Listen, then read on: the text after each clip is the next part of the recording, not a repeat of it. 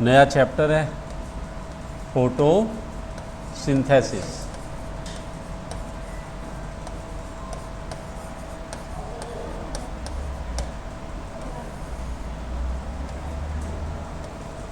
हाँ, प्रकाश संश्लेषण।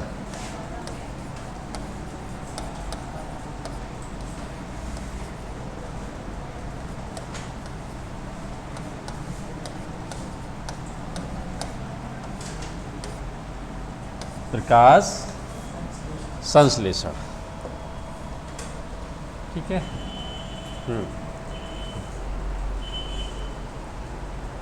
तो पादपों में प्रकाश संश्लेषण द्वारा पादप अपना भोजन बनाते हैं। यहाँ तक तो पता है अपन को, शुरू से पढ़ते आ रहे हैं। अच्छा, तो प्रकाश संश्लेषण की क्रिया सबसे पहले किस पादप में देखी गई थी? कोई पादप का नाम पता होगा, क्वेश्चन आता है। सर्वप्रथम प्रकाश संश्लेषण किस पादप में देखा गया था? कुछ याद है? शुरू से पढ़ते आ रहे हैं प्रकाश संश्लेषण अपन, 6, 7, 8, 9, 10, 11, 12, ये तो नहीं ख़त्म होने वाली। किसमें? पीछे नहीं पता? क्यों नहीं पता? कोई आइडिया? नहीं, बिल्कुल नहीं। अच्छा है, नहीं बताते? अच्छा, किताब में होती तो हम पढ़ते नहीं है। समस्या ये भी तो है, किताब में हर चीज़ होती है लेकिन हमने उसको पढ़ा ही नहीं। हमने केवल 5 क्वेश्चन वो पढ़े जो इस बार एग्जाम में आ रहे हैं, और 5 में से केवल 3 पढ़ते हैं कि 3 तो मिलेंगे, 3 का मतलब पास हो जाएंगे। 5 भी पूरे नहीं पढ़ते, कई तो 3 ही पढ़ते हैं, पासिंग मार्क्स आ जाएं। या एक दूसरे से पूछ के भी कर लेते हैं आगे पीछे से। कोई ऐसा जगह सेंटर आ जाता है जहाँ मज़े हो जाते हैं, नकल अकल भी कर लेते हैं, तो काम हो जाता है वहाँ पे। अच्छा, एल्गी के नाम सुना है अपन ने? हैं? क्या बोला?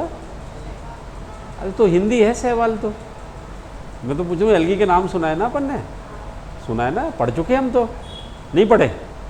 पढ़ लिए।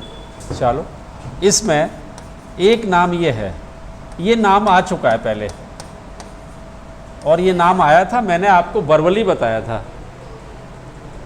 क्लोरोफाइसी का सदस्य है। किसका सदस्य है? क्लोरोफाइसी का। तो क्लोरेला शैवाल में सबसे पहले प्रकाश संश्लेषण क्रिया को देखा गया था, खोजा गया था। कुछ समझ में आई बात है? भूलने की बात क्या है? एक शब्द है बस, है ना, जो हमेशा याद रहना चाहिए, दिमाग में बैठा लेना चाहिए। तो कहाँ देखी थी? क्लोरेला में। कहाँ देखी गई थी? क्लोरेला में, है ना, जहाँ हमने आपको इसके आर्थिक महत्व बताए थे, ठीक है ना। इसमें के बारे में अपन ने क्लोरोप्लास्ट के बारे में भी बताया था, कब शेप होता है, ठीक है ना। अकशाविक होती है, कशाविकाएँ नहीं पाई जाती हैं। तो अपन ने कहा था इसका यूज सिंगल सेल प्रोटीन अंतरिक्ष में भी करते हैं, फूड के फॉर्म में भी करते हैं, है ना। तो बताया था। अब अपन ने याद नहीं रखा तो कोई बात नहीं, लेकिन अब अपन को याद रहेगा क्लोरेला। क्या रहेगा? क्लोरेला रहेगा, ठीक है ना। अब प्रकाश संश्लेषण क्रिया में यानी पादप कार्बन डाइऑक्साइड व जल का उपयोग करके प्रकाश व क्लोरोफिल की उपस्थिति में कार्बोहाइड्रेट का निर्माण करते हैं। किसका निर्माण करते हैं? कार्बोहाइड्रेट बनाते हैं, है ना। तो कल अपन ने कार्बन डाइऑक्साइड के 6 मॉलिक्यूल, 12 जल के मॉलिक्यूल और लाइट और क्लोरोफिल की उपस्थिति में, लाइट और क्लोरोफिल। क्लोरोफिल कहाँ है? पत्तियों। पत्तियों में कहाँ है?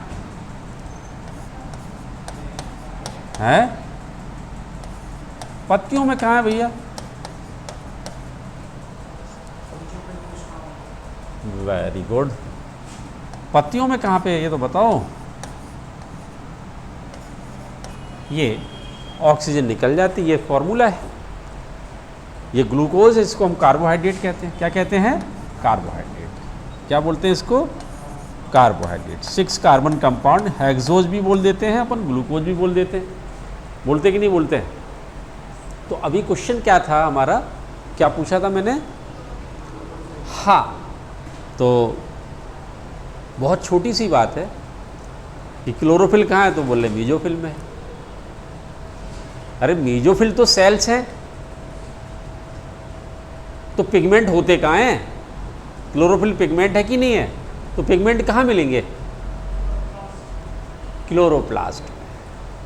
तुमसे जूनियर है शायद मेरे हिसाब से तुम लोगों से, जिसके एक बार में समझ में आ गई कि पिगमेंट कहाँ मिलेंगे? क्लोरोप्लास्ट में। मीजोफिल में नहीं मिलेंगे, क्लोरोप्लास्ट के अंदर होते हैं। कहाँ होते हैं ये? क्लोरोप्लास्ट के अंदर। नहीं होते क्या? तो पादप में फिर क्लोरोप्लास्ट क्यों है? अगर मनुष्यों में क्लोरोप्लास्ट आ जाएगा तो पिगमेंट डेवलप हो जाएंगे।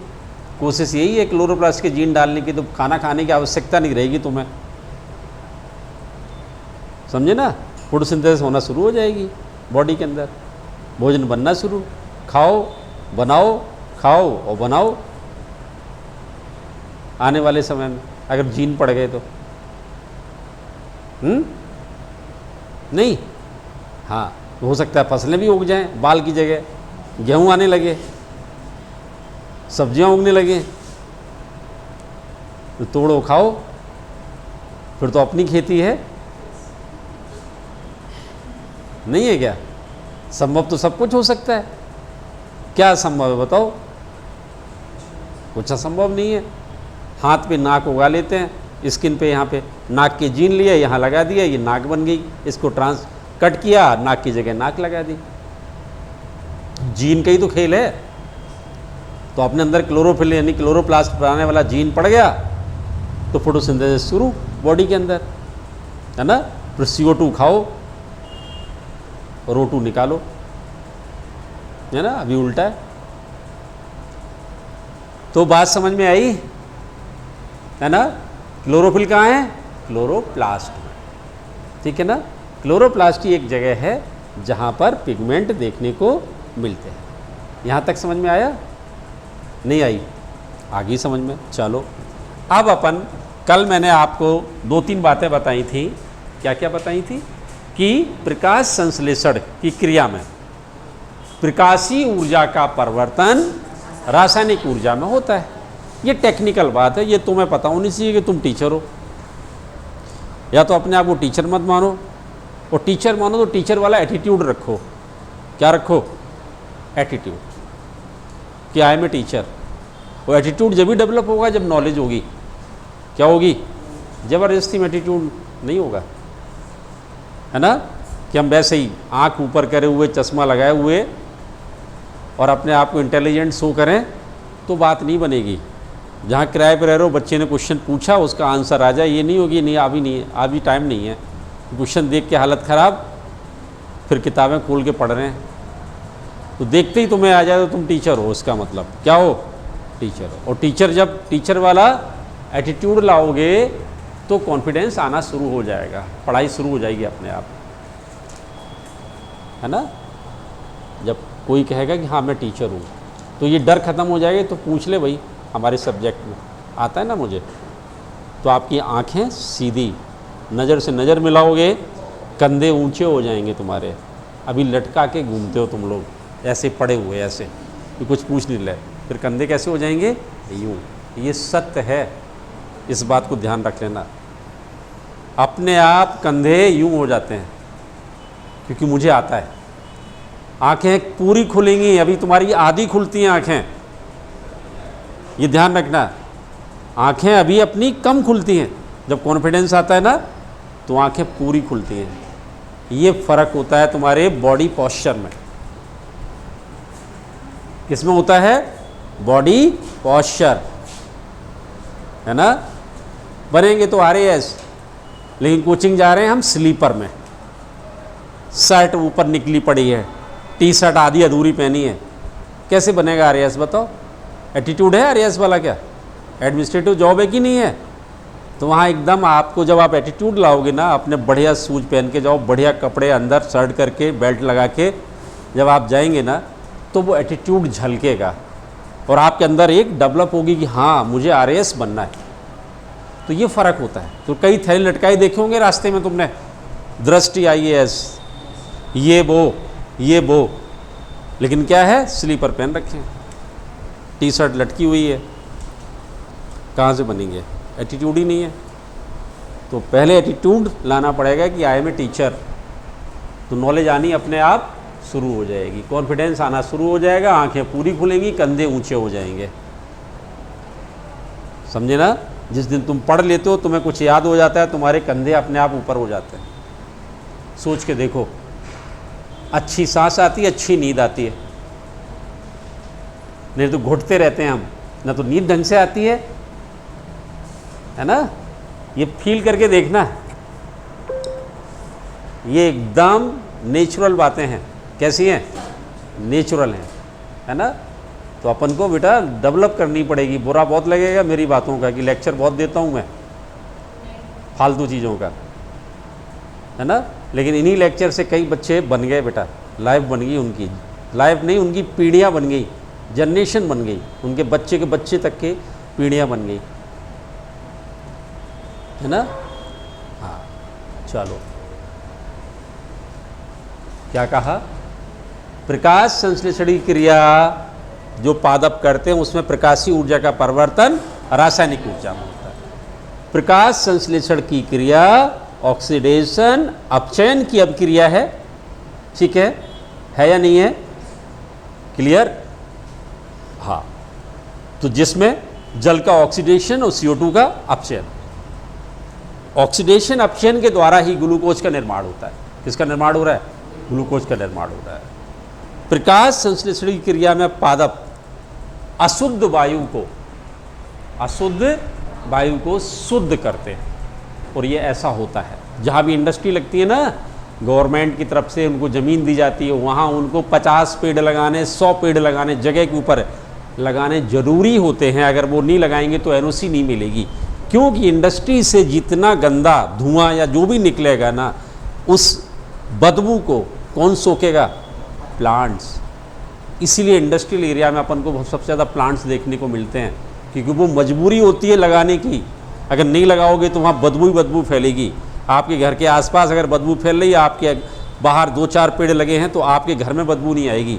वो पेड़ उस अशुद्ध वायु को ग्रहण कर लेते हैं और उसको क्या देते हैं? फिर ऑक्सीजन निकली। ऑक्सीजन शुद्ध है, अशुद्ध क्या है? CO2। समझ में बात आई? नहीं आई? लिखो। हाँ, पादप प्रकाश संश्लेषण क्रिया में जल व CO2 का उपयोग करके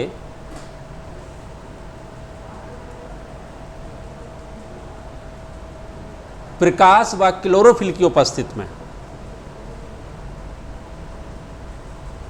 ये तुम्हारी शुरू से जो चलती आई है परिभाषा, वो है प्रकाश व क्लोरोफिल की उपस्थिति में कार्बोहाइड्रेट का निर्माण करते हैं। क्या बनाते हैं? जो बना हुआ है सामने, देख लो। समझ में बात आई? क्वेश्चन एक डायरेक्ट आता है कि ये CO2 जो ऑक्सीजन जो निकल रही है ना, ये वाली क्या निकल रही है? ऑक्सीजन।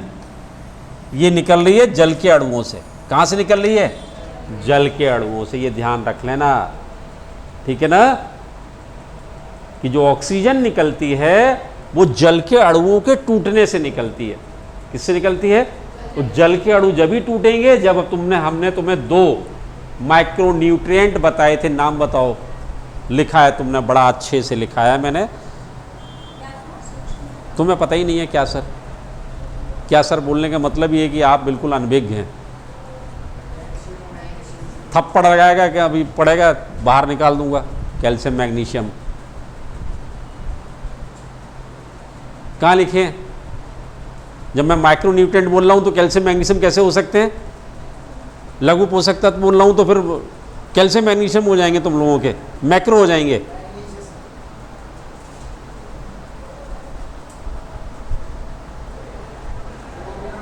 क्लोरीन और मैग्नीज, जिसमें लिखा है तुमने प्रकाश संश्लेषण क्रिया में जल का प्रकाशीय अपघटन होता है। क्या हो रहा है यहाँ पे? प्रकाश की उपस्थिति में ये क्या है, टूटेगा और फिर क्या निकलेगा? इसको क्या बोलते हैं? Photolysis of water. क्या बोलेंगे? फोटोलिसिस ऑफ वाटर बोलेंगे, जो हमने पहले लिखा दिया तुम्हें, वहां से ही पढ़ लेना चाहिए था। समझे बात को? चलो आगे की बात लिखो। अपना पारा चढ़ाने से कुछ नहीं मिलने वाला, ब्लड प्रेशर हमारा ही बढ़ेगा। तुम जानो, तुम्हारा काम जाने। ठीक है, पढ़ो या नहीं पढ़ो। जो पुरानी बातें नहीं याद रख सकता, छोटी छोटी सी, उसका भगवान मालिक है। आगे लिखो। प्रकाश संश्लेषण की क्रिया में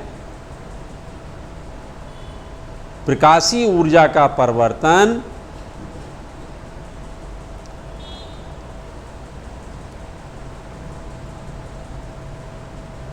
किस में हो रहा है?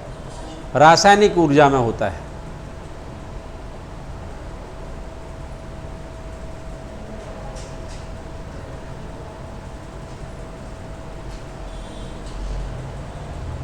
प्रकाशीय ऊर्जा का परिवर्तन रासायनिक ऊर्जा में होता है। अगला पॉइंट लिखो। प्रकाश संश्लेषण की क्रिया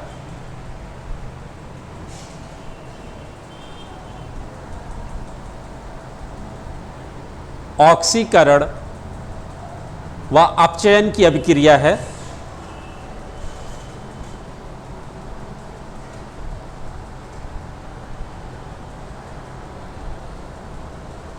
ऑक्सीकरण व अपचयन की अभिक्रिया है, जिसमें अब ये जो दो बातें हैं ये भी ढंग से अंडरलाइन कर लेना, याद रहे तो अच्छी बात है। जिसमें ऑक्सीजन O2 का ऑक्सीकरण होता है, हाँ सॉरी जल का ऑक्सीजन नहीं, वो तो गेन ऑफ ऑक्सीजन और वो उसका प्रोटॉन वाली बात दिमाग में आ गई। जल का ऑक्सीकरण होता है, बस CO2 का अपचयन होता है।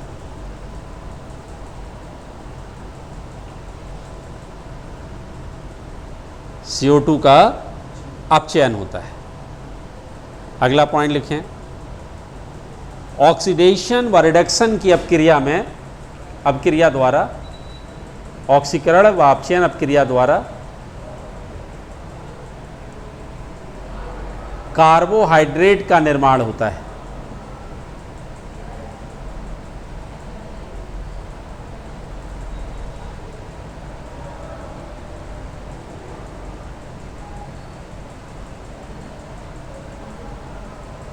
कार्बोहाइड्रेट का निर्माण होता है। अगला पॉइंट। प्रीस्टले के अनुसार, प्रीस्टले वैज्ञानिक का नाम है, प्रीस्टले के अनुसार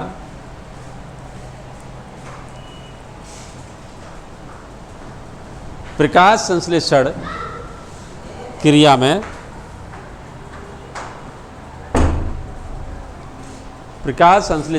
में पौधे अशुद्ध वायु को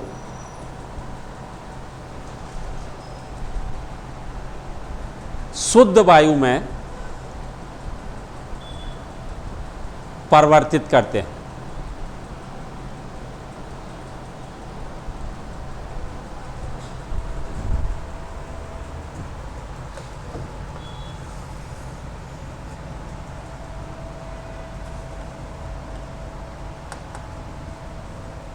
अब आ जाएं साइट ऑफ फोटोसिंथेसिस, प्रकाश संश्लेषण का क्रिया स्थल।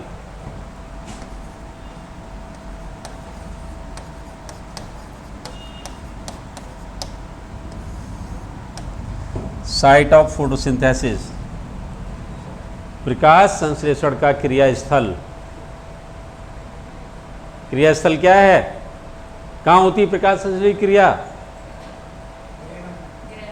ग्रेना कहाँ है? ग्रेना कहाँ है? क्लोरोप्लास्ट में। तो ग्रेना तो बाद में आएगा ना, ग्रेना अलग से थोड़ी होता है। साइट ऑफ फोटोसिंथेसिस क्या है? क्लोरोप्लास्ट। क्या है? क्लोरोप्लास्ट, हरित लाभक। हिंदी में समझ में नहीं आती हुई क्लोरोप्लास्ट बोल दिया तो। हरित लाभक समझ में आ रहा है? हैं? तो प्रकाश संश्लेषण क्रिया कहाँ हो रही है? क्लोरोप्लास्ट में। समझे बात को? अब क्लोरोप्लास्ट जो है वो दोहरी झिल्ली युक्त कोशिकांग है। कान खोल के सुन लें, कैसा है? दोहरी झिल्ली युक्त कोशिकांग है। क्या है? दोहरी झिल्ली। ठीक है, एक ये झिल्ली और दूसरी ये झिल्ली, दोहरी झिल्ली हो गई। दोहरी झिल्ली युक्त कोशिकांग है। बाह्य झिल्ली कौन सी है? ये है। ये पारगम्य होती है। क्या होती है? पारगम्य होती है। समझ में बात आई? ठीक है, और इस पर पोरिन प्रोटीन उपस्थित होती है। क्या उपस्थित होती है? पोरिन प्रोटीन का मतलब जो पोर क्रिएट करे। क्या करे? पोर क्रिएट, छिद्र बनाए। क्या बनाए? छिद्र बनाए। समझे? तो ये आउटर मेम्ब्रेन, कौन सी मेम्ब्रेन? आउटर मेम्ब्रेन, जिस पर पोरिन प्रोटीन उपस्थित है। और ये क्या है? इनर मेम्ब्रेन, आंतरिक झिल्ली। कौन सी है? आंतरिक झिल्ली।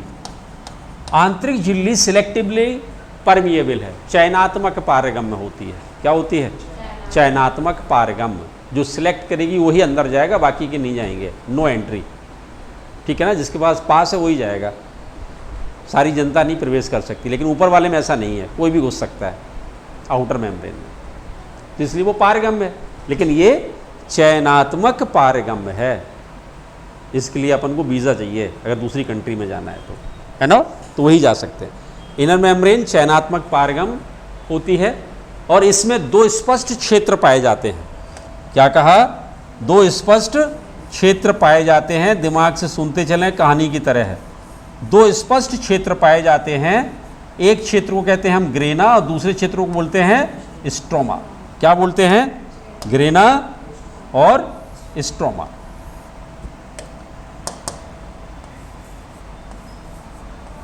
अब ग्रेना भाग जो है, कौन सा भाग?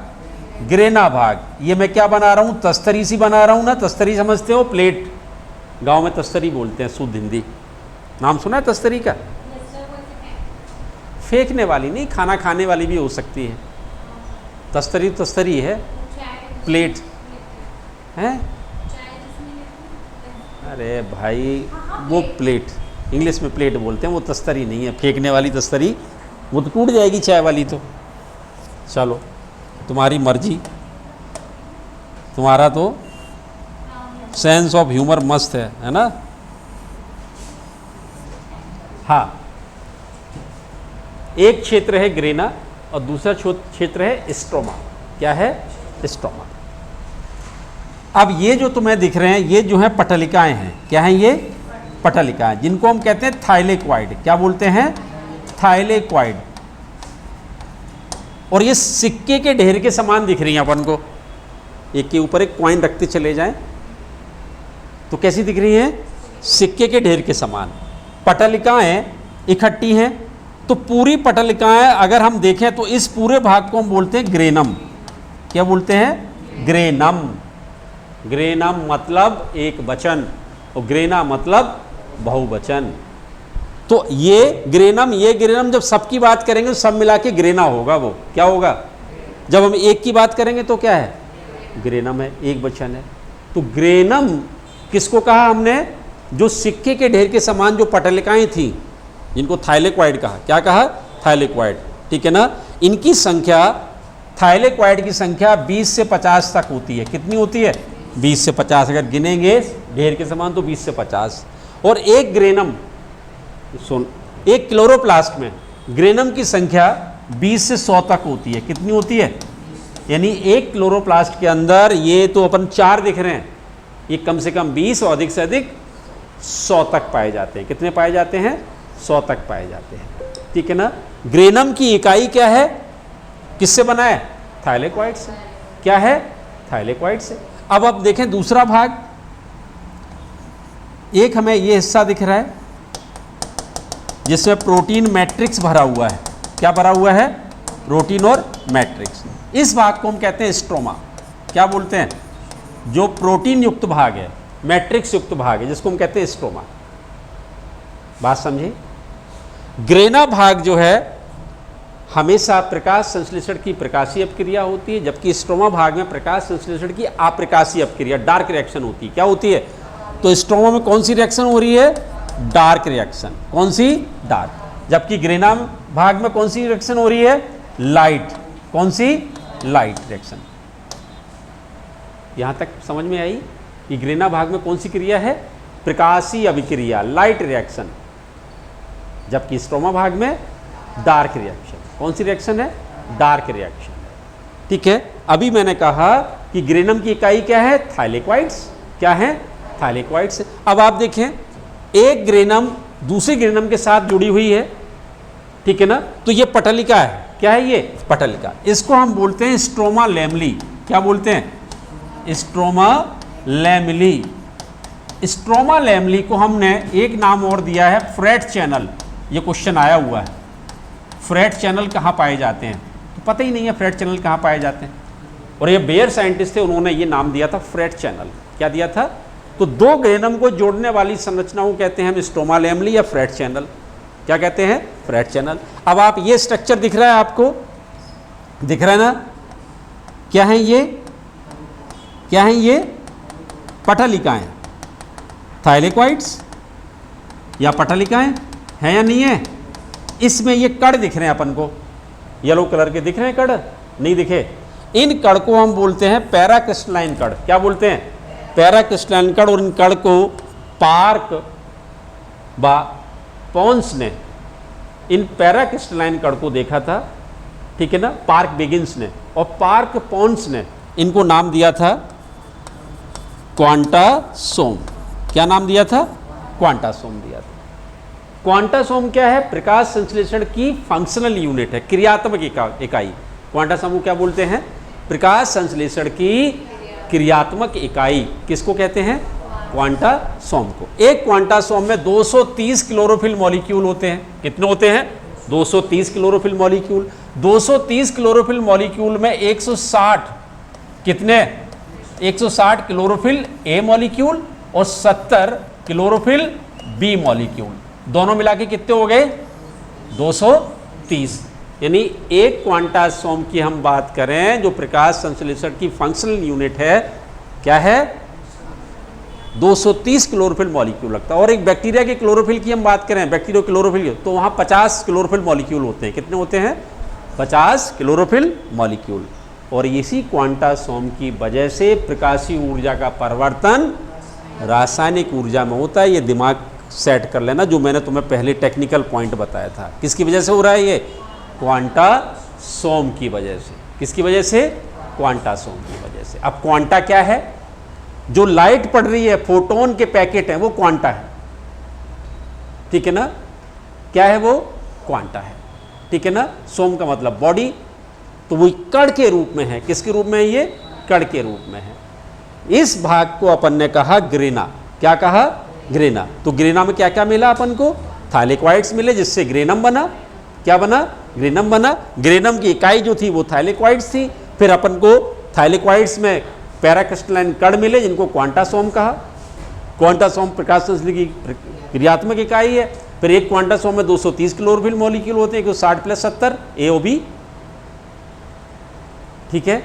तो ये भाग प्रकाशीय अभिक्रिया का क्षेत्र है, जहां पे लाइट रिएक्शन होती है। क्या होती है? लाइट रिएक्शन होती है। किस भाग में? ग्रेना भाग में। किस भाग में? ग्रेना भाग में। एक बार याद रख लो, तुम्हारे घर पे भी ये उत्पाद होगा, LG। LG नाम सुना है? L का मतलब लाइट और G का मतलब ग्रेना। तो ग्रेना में क्या हो रहा है? Light reaction. स्ट्रोमा अपने आप ही याद हो जाएगा, उसको याद करने की जरूरत का है। क्लियर? अब हमें क्या दिख रहा है? ये स्ट्रोमा। क्या दिख रहा है? स्ट्रोमा दिख रहा है। ठीक है ना? अब स्ट्रोमा क्या है? प्रोटीन युक्त भाग है। इसमें ये DNA है। कौन सा DNA है? ctDNA। Chloroplast DNA. समझे? कौन सा डीएनए है? क्लोरोप्लास्ट डीएनए, जिसको हम प्लास्टिडोम कहते हैं। क्या कहते हैं? प्लास्टिडोम, वलयाकार डीएनए। कैसा डीएनए है ये? किस भाग में है? स्ट्रोमा भाग में, जहां पर प्रकाश संश्लेषण की अप्रकाशीय अभिक्रिया होती। क्या होती है? प्रकाश संश्लेषण की अप्रकाशीय अभिक्रिया होती है। इसके प्रोटीन युक्त भाग में वलयाकार डीएनए दिख रहा है अपन को, जो प्रोकैरियोट की पहचान होती है, वलयाकार डीएनए। इसके अलावा DNA polymerase, RNA polymerase. DNA polymerase क्यों है? डीएनए पॉलीमरेज कि दोबारा से डीएनए बनाने की क्षमता है इसके अंदर, इसलिए डीएनए पॉलीमरेज है। तो डीएनए पॉलीमरेज, आरएनए पॉलीमरेज, बात समझे। और 70S प्रकार का राइबोसोम। क्या? 70S प्रकार का राइबोसोम। ये क्या है? राइबोसोम। क्या है ये? राइबोसोम। और ये कितने S प्रकार का है? 70S। यानी ये भी प्रोकैरियोटिक है। तो हमें क्या क्या मिला? वलयाकार डीएनए मिला, डीएनए पॉलीमरेज मिला, आरएनए पॉलीमरेज मिला, 70S प्रकार का राइबोसोम मिला। इसके अलावा अपन को क्या मिलेगा? प्रोटीन मैट्रिक्स युक्त भाग में FAD मिलेगा। क्या मिलेगा? FAD, flavin adenine dinucleotide. NADP मिलेगा। क्या मिलेगा? Nicotinamide adenine dinucleotide phosphate, NADP मिलेगा। फेरिडॉक्सिन मिलेगा। क्या मिलेगा? फेरिडॉक्सिन मिलेगा। और zinc, manganese, zinc, magnesium, manganese, copper और आयरन, ये भी हमें कहाँ मिल रहे हैं? और इसके अलावा इसके मैट्रिक्स भाग में वलयाकार डीएनए की, इस डीएनए की 20 से 40 कॉपीज भी मिलती हैं। कितनी मिलती हैं? 20 से 40 कॉपीज, जो 125 प्रोटीन को कोड करती है। किसको कोड करती हैं? 125 प्रोटीन को कोड करती है। ये भाग स्ट्रोमा है। क्या है ये भाग? स्ट्रोमा है। कुछ 2-4 शब्द समझ में आए हो तो ठीक है, नहीं तो कोई बात नहीं। तो साइट ऑफ फोटोसिंथेसिस लिखी है, लिख रखी है, लिखो इसमें।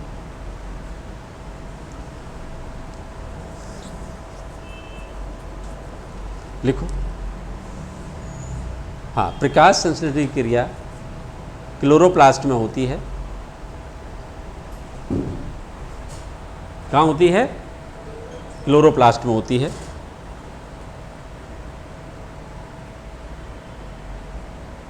नीचे लिखो, क्लोरोप्लास्ट दोहरी झिल्ली युक्त कोशिकांग है। फिजियोलॉजी समझने की है।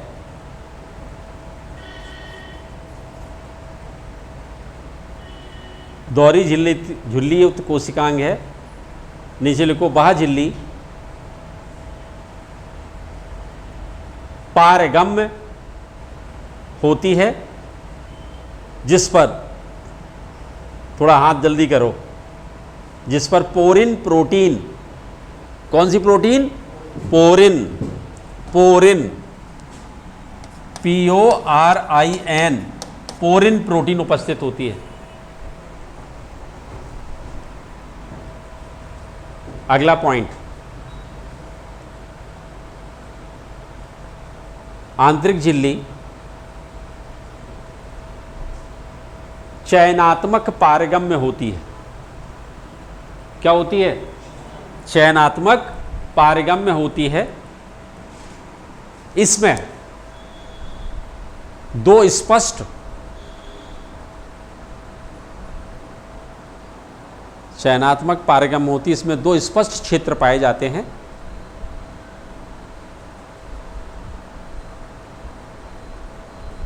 स्पष्ट क्षेत्र पाए जाते हैं। नंबर 1 ग्रेना, GRANA, और आगे उसी के आगे ले नंबर 2 स्ट्रोमा, STROMA। अब हेडिंग डालो ग्रेना।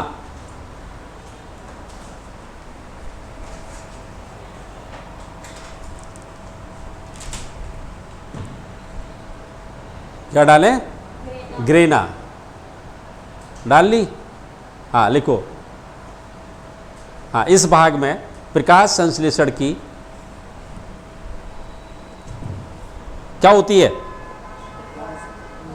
हाँ, प्रकाश संश्लेषण की प्रकाशीय अभिक्रिया होती है।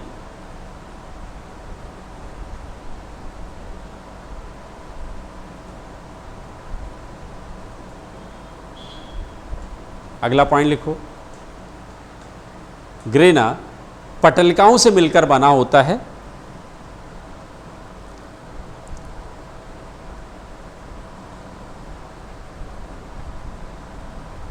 पटलिकाओं से मिलकर बना होता है। अगला पॉइंट, पटलिकाएं सिक्के के ढेर के समान व्यवस्थित होती हैं। पटलिकाएं सिक्के के ढेर के समान व्यवस्थित होती हैं। इसे ग्रेनम कहते हैं। क्या कहते हैं? ग्रेनम कहते हैं। अगला पॉइंट लिखो, पटलिकाओं को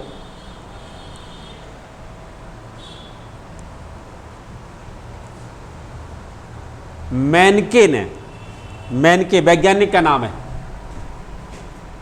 MENKE, मैनके ने थाइलेक्वाइड नाम दिया।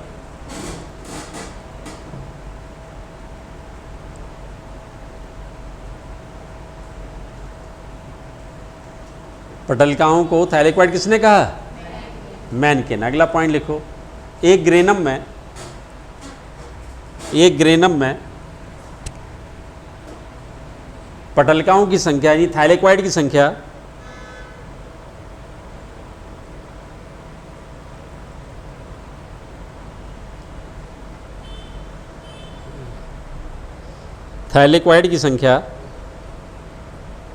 कितनी है?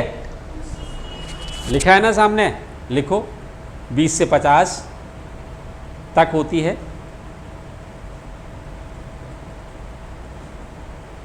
नीचे लिखो, एक क्लोरोप्लास्ट में ग्रेनम की संख्या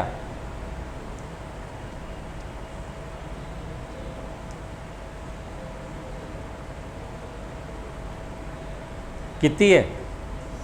100 तक होती है, 20 से 100 तक होती है। अगला पॉइंट,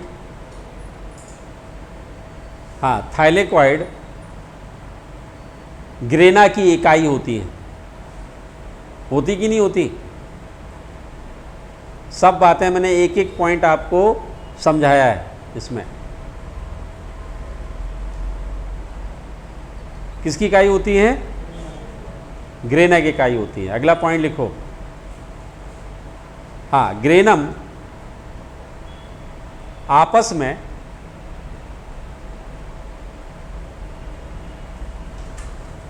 पटलिकाओं से जुड़े होते हैं। हाँ, ग्रेनम आपस में, जिसे स्ट्रोमा लैमली अथवा, लिखा है स्ट्रोमा लैमली ऊपर, स्ट्रोमा लैमली अथवा फ्रैट चैनल,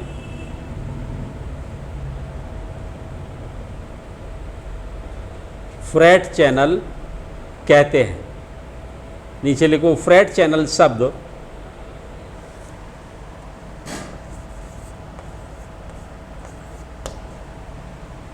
फ्रैट चैनल शब्द वेयर ने दिया था, WEIR।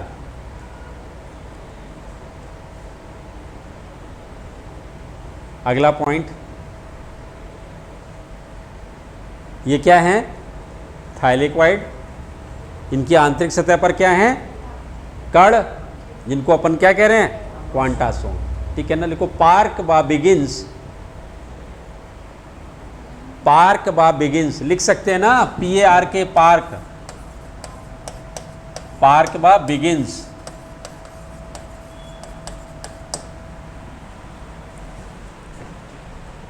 पार्क बा बिगिंस ने बताया थाइलेक्वाइड की आंतरिक सतह पर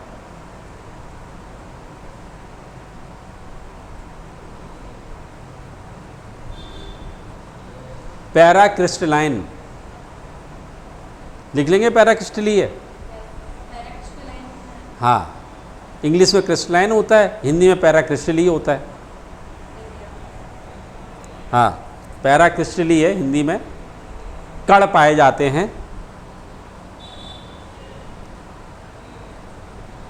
जिन्हें पार्क व पोन ने PON पार्क व पोन ने क्वांटासोम नाम दिया।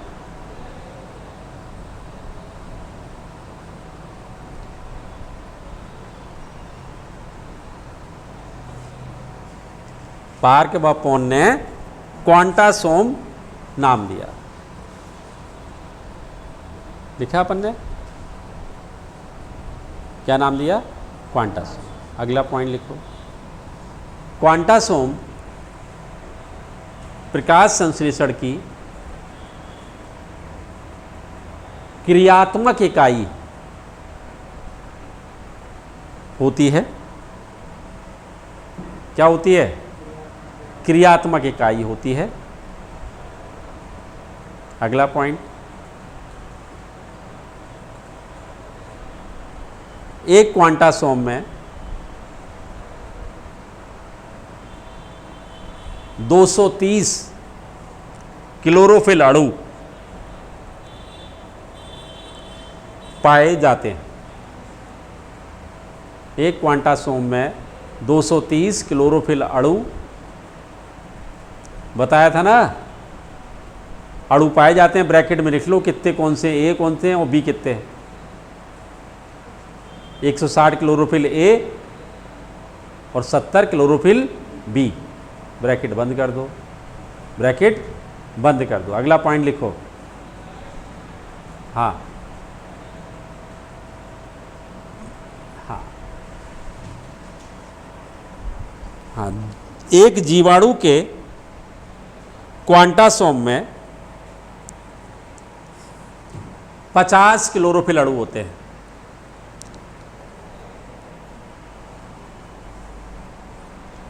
अगला पॉइंट,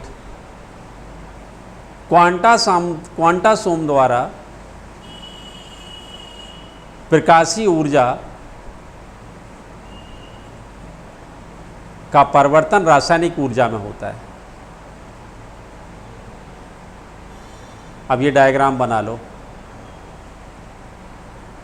स्ट्रोमा उसके बाद लिखाएं। बन जाएगा डायग्राम, बनाओ।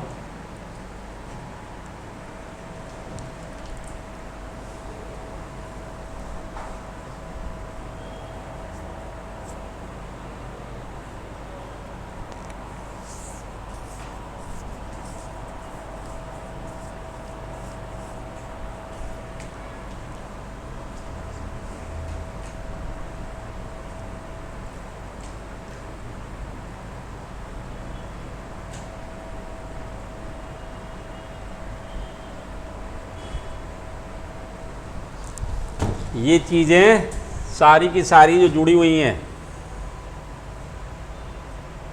ये स्ट्रोमा के साथ जुड़ी हुई थी,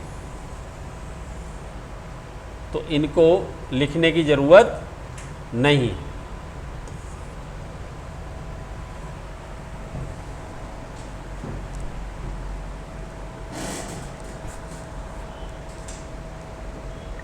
सही बनाना।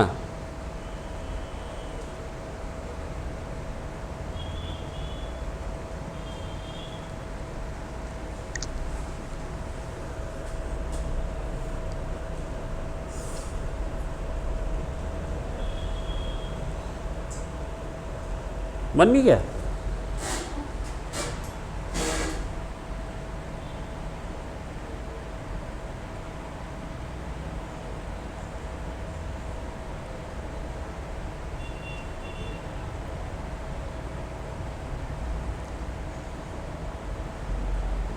क्या है? कोई मीम बना हुआ है इसमें? कार्टून बना है कोई?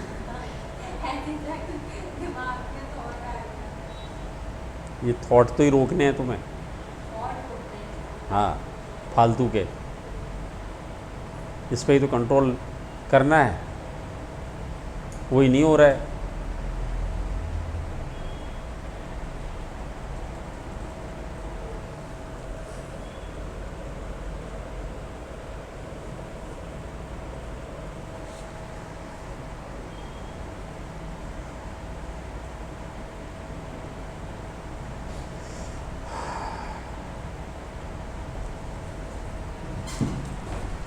चलो बनाओ, डायग्राम बनाओ।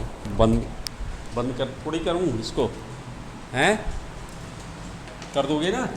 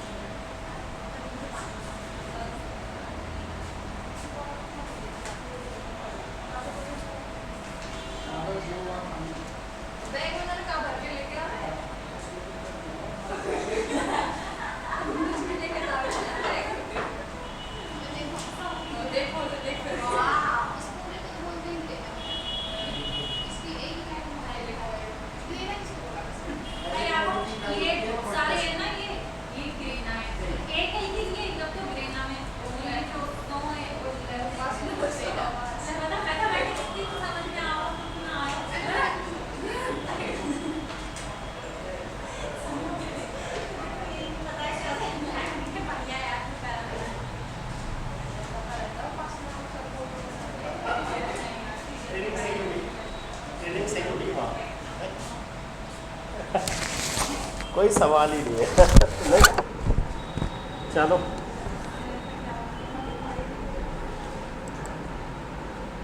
हाँ